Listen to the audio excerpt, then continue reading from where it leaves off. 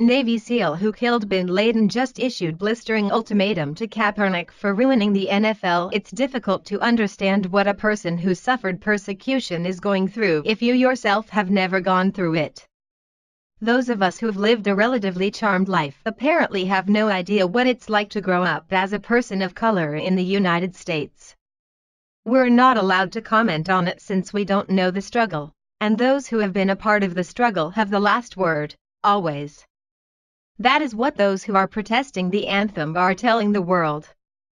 They're protesting the way African Americans are treated by police, and they're protesting the idea that their lives are better because of what the anthem stands for. So the question then becomes, is there anything that can trump race? The protesters are postulating that no one's struggle is as bad as theirs, and because of that, they're protesting. But what they're doing is disrespecting those who've died for their right to protest their country. They're making it seem as if being a black person in America today is just as hard as being injured or dying for your country, and at least one Navy SEAL has something to say about that misconception. Rob O'Neill, the very Navy SEAL who killed bin Laden, was asked while on Fox News about Kaepernick and his brain trust that is this outlandish protest, and he said what we've all been thinking. I see the flag, I think of Iwo Jima, I think of Normandy, he said. People don't understand what's going on at Mbuya. Doesn't matter what color you are, when you're in Afghanistan and get killed you come back in red, white and blue. pic.twitter.com/LRP4GF3RVF Fox News, at Fox News, September 24, 2017. NFL players from Buffalo Bills back Sean McCoy to several members of the Baltimore Ravens and Jacksonville Jaguars squad at their game in London this morning objected to President Trump calling out those disrespecting the flag. O'Neill focused Kaepernick, who all but started the trend of kneeling for the national anthem in objection to the state of race relations in America. Colin Kaepernick, where is he playing today? O'Neill asked, dismissing the former 49ers ability to comprehend the situation. He rejected Kaepernick's assertions, noting the 29-year-old recently wore a Fidel Castro shirt in protest against discrimination. I've never been a person of color and I've never been in the military, but I do know that there are many people of all ethnic backgrounds in the military, and they're being disrespected along with the much mistrusted white people by those who kneel during the anthem. Supposedly these protesters want to be treated with the same respect as everyone else, and yet they're not willing to give the respect that those who have laid down their lives for those players' freedom deserve.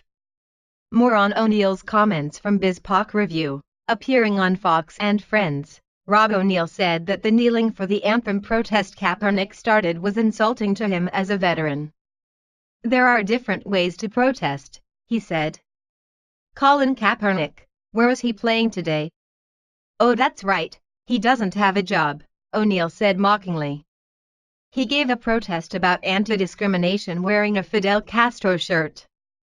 Are you out of your mind? He said. You can't take a knee for the national anthem and say I support the troops, he said. No you don't.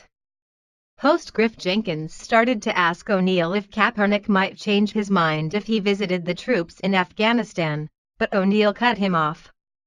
If we took Colin Kaepernick to Afghanistan he wouldn't leave green bean coffee, he said, referencing the coffee served on military bases.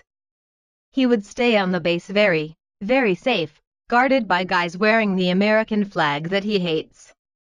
This is the same with any one of those who protest the anthem and by extension this country.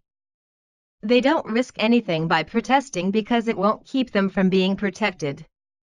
They're essentially the same as an entitled trust fund kid who flips off his parents while climbing in his Range Rover and heading off to a party funded by those very parents. America and its armed forces, like those parents, don't want any harm to come to the horrible child, they just want him to straighten up. The NFL boycott taking place by those who still support the troops is being supported by what was referred to in the past as the silent majority. We're the ones who voted for President Trump, whose fathers, brothers and sisters and cousins are currently serving in the armed forces, and who take deep offense to any slight toward those who would willingly take a bullet for the very protesters who are causing this fuss. It's probably a really great plan to take the players who want to protest the anthem to the Middle East and let them trade places with a soldier for a little while. They might have a little different feeling about the flag after they get away from their first world problems for a day or two. Share if you think the anthem protesters should be fired on the spot.